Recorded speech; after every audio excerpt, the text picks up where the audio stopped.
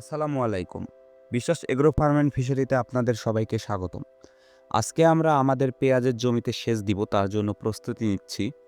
এই বছরে অনেক জেলার পেঁয়াজ চাষিদের মাথায় হাত, কারণ আবহাওয়াজনিত কারণে পেঁয়াজ লাগানোর পরে অনেক বীজ থেকে গাছ বের হয়নি, এবং যে গাছগুলো বের হয়েছিল তা কিছুদিন পরে হঠাৎ মারা যাচ্ছিল।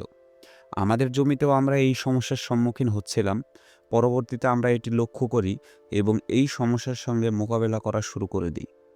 আলহামদুলিল্লাহ, আল্লাহ পাকের অশেষ মেহেরবানি, আমরা এই সমস্যার থেকে মুক্তি পেয়েছি।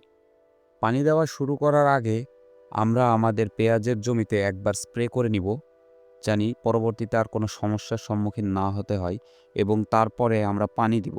এবং পানি দেওয়ার শেষে আমরা আমাদের পেঁয়াজের জমিতে সার প্রয়োগ করব, কারণ গাছগুলো অনেক দুর্বল হয়ে গেছে সেই সমস্যাটা হওয়ার ফলে। সবাই আমাদের জন্য দোয়া করবেন, সবাই আমাদের ইউটিউব চ্যানেলটি সাবস্ক্রাইব করবেন, এবং ফেসবুক থেকে দেখে থাকলে আমাদের ফেসবুক পেজটি ফলো দেবেন।